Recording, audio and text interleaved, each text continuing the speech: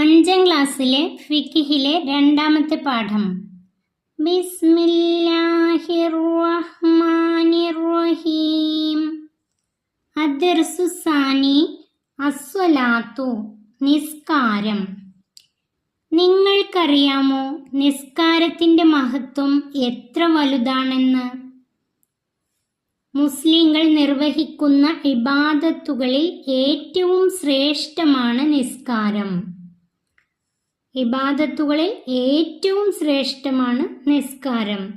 അശുദ്ധികൾ, നജസുകൾ എന്നിവയിൽ നിന്നെല്ലാം ശുദ്ധി വരുത്തി ഭക്തിയോടെ അത് നിർവഹിക്കപ്പെടണം.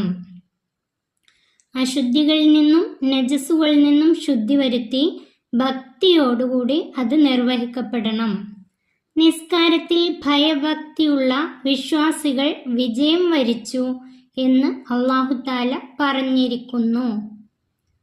നിസ്കാരത്തിൽ ഭയഭക്തിയുള്ള വിശ്വാസികൾ വിജയം വരിച്ചു എന്ന് അല്ലാഹു തആല പറഞ്ഞിരിക്കുന്നു. ഓരോ നിസ്കാരവും അതിൻ്റെ കൃത്യസമയത്ത് തന്നെ ചെയ്യണം.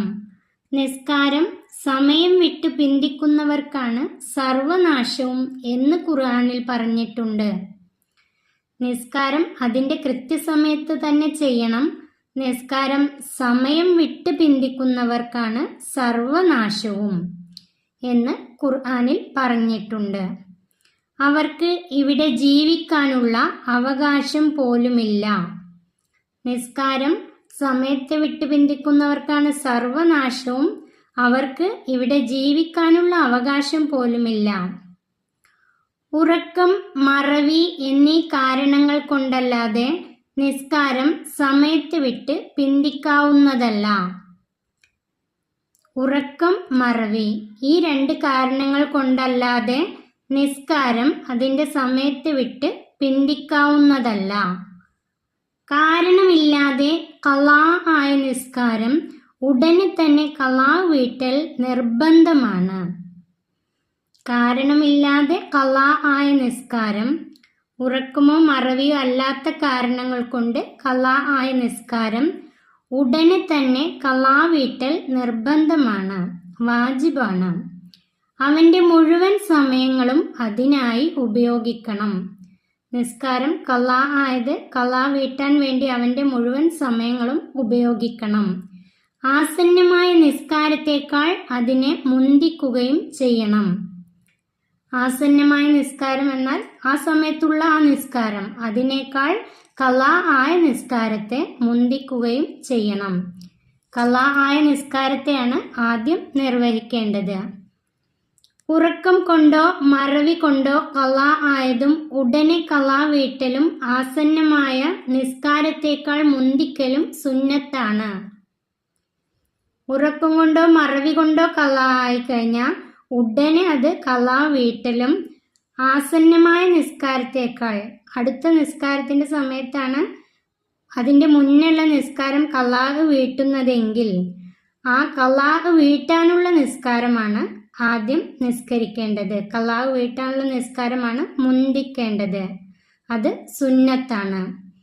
കുട്ടികൾക്ക് നിസ്കാരം വാജിബില്ലെങ്കിലും 7 വയസ്സ് മുതൽ അവരോട് നിസ്കരിക്കാൻ കൽപ്പിക്കലും 10 വയസ്സായാൽ നിസ്കരിക്കാത്തതിൻ്റെ പേരിൽ അടിക്കലും രക്ഷിതാക്കൾക്ക് വാജിബാണ്.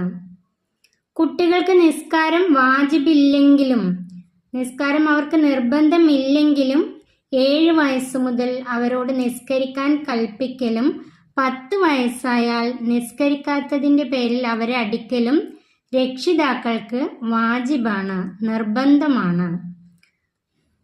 നോമ്പിന് കഴിവുള്ളവരാണെങ്കിൽ നോമ്പും ഇപ്രകാരം തന്നെയാണ്. 7 വയസ്സായാൽ നിസ്കരിക്കാൻ കൽപ്പിക്കലും 10 വയസ്സായാൽ നിസ്കരിക്കാത്തതിൻ്റെ പേരിൽ അടിക്കലും രക്ഷിതാക്കൾക്ക് വാജിബാണ്. നോമ്പിന് കഴിവുള്ളവരാണെങ്കിൽ, നോമ്പ് നോൽക്കാനുള്ള ശാരീരികമായ കഴിവുള്ള കുട്ടികളാണെങ്കിൽ നോമ്പും ഇപ്രകാരം തന്നെയാണ്. നോമ്പും 7 വയസ്സായാൽ അവരോട് നോമ്പ് നോൽക്കാൻ കൽപ്പിക്കലും 10 വയസ്സായാൽ നോമ്പ് നോൽക്കാത്തതിൻ്റെ പേരിൽ അവരെ അടിക്കലും രക്ഷിതാക്കൾക്ക് വാജിബാണ്. തദ്രീബാത്ത്. 1. ഉത്തരം പറയുക. അതിൽ ഒന്നാമത്തെ നിസ്കാരം നിർവഹിക്കണം എങ്ങനെ?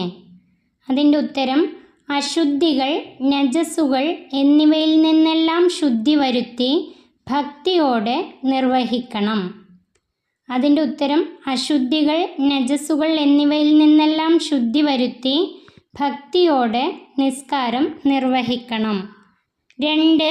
സർവനാശവും അവർക്കാണ്. ആർക്ക്?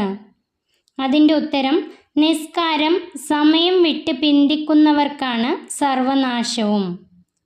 നിസ്കാരം സമയം വിട്ട് പിന്തിക്കുന്നവർക്കാണ് സർവനാശവും. 3.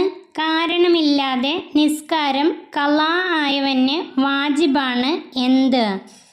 അതിൻ്റെ ഉത്തരം കാരണമില്ലാതെ ഖളാ ആയ നിസ്കാരം ഉടനെ തന്നെ ഖളാ വീട്ടൽ നിർബന്ധമാണ്. അതിൻ്റെ ഉത്തരം കാരണമില്ലാതെ ഖളാ ആയ നിസ്കാരം ഉടനെ തന്നെ ഖളാ വീട്ടൽ നിർബന്ധമാണ്. 4.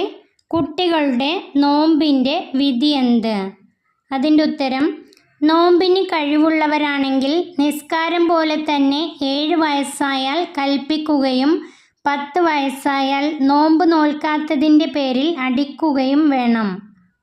അതിൻ്റെ ഉത്തരം നോമ്പിന് കഴിവുള്ളവരാണെങ്കിൽ നിസ്കാരം പോലെ തന്നെ 7 വയസ്സായാൽ കൽപ്പിക്കുകയും 10 വയസ്സായാൽ നോമ്പ് നോൽക്കാത്തതിൻ്റെ പേരിൽ അടിക്കുകയും വേണം. അടുത്തത് ഓർമ്മിക്കുക. 1. നിസ്കാരം വാജിബാണ് ആർക്ക്? അതിൻ്റെ ഉത്തരം പ്രായപൂർത്തിയും ശുദ്ധിയും ബുദ്ധിയുമുള്ള എല്ലാ മുസ്ലിമിനും നിസ്കാരം വാജിബാണ്. അതിൻ്റെ ഉത്തരം പ്രായപൂർത്തിയും ബുദ്ധിയും ശുദ്ധിയുമുള്ള എല്ലാ മുസ്ലിമിനും നിസ്കാരം വാജിബാണ്. 2. സുബ്ഹ് നിസ്കാരം ഖളാ ആകും എപ്പോൾ? അതിൻ്റെ ഉത്തരം സൂര്യൻ ഉദിക്കലോടുകൂടി സുബ്ഹി നിസ്കാരം ഖളാ ആകും. സൂര്യൻ ഉദിക്കലോടുകൂടി സുബ്ഹി നിസ്കാരം ഖളാ ആകും. 3. സ്കൂളിലെ നിങ്ങളുടെ മുസ്ലിം സുഹൃത്ത് കൃത്യസമയത്ത് നിസ്കരിക്കുന്നില്ല എങ്കിൽ അവനെ നന്നാക്കാൻ നിങ്ങൾ നടത്തുന്ന സംഭാഷണം ഭാവനയിൽ നിന്ന് എഴുതുക. നിങ്ങൾക്ക് ഇഷ്ടമുള്ള രീതിയിൽ എഴുതാം. ഇവിടെ ഉദാഹരണത്തിന് ഒരു സംഭാഷണം പറയാം. നീ നിസ്കരിച്ചോ? ഇല്ല. അതെന്താ? ഞാൻ വീട്ടിൽ നിന്ന് നിസ്കാരം ഖളാ വീട്ടും. നിസ്കാരം സമയത്തെ വിട്ട് പിന്തിക്കുന്നവർക്കാണ് സർവനാശവും എന്ന് ഖുർആനിൽ പറഞ്ഞിട്ടുണ്ട്. അവർക്ക് ഇവിടെ ജീവിക്കാനുള്ള അവകാശം പോലുമില്ല. അതുകൊണ്ട് ഓരോ നിസ്കാരവും കൃത്യസമയത്ത് തന്നെ നിർവഹിക്കണം. അടുത്തത് 4. നമുക്ക് പഠിക്കാം. ഖദ് അഫ്ലഹൽ മുഅ്മിനൂൻ അല്ലദീന ഹും ഫീ സ്വലാത്തിഹിം ഖാശിഊൻ. അതിൻ്റെ അർത്ഥം നിസ്കാരത്തിൽ ഭയഭക്തിയുള്ള വിശ്വാസികൾ വിജയം വരിച്ചു. അതിൻ്റെ അർത്ഥം പഠിക്കണം. നിസ്കാരത്തിൽ ഭയഭക്തിയുള്ള വിശ്വാസികൾ വിജയം വരിച്ചു.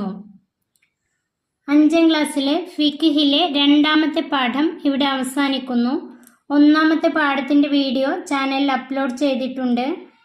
ഈ വീഡിയോ പ്രിയപ്പെട്ട കുട്ടികൾക്ക് ഉപകാരപ്പെട്ടാൽ ചാനൽ സബ്സ്ക്രൈബ് ചെയ്യാനും ലൈക്ക് ചെയ്യാനും മറക്കല്ലേ.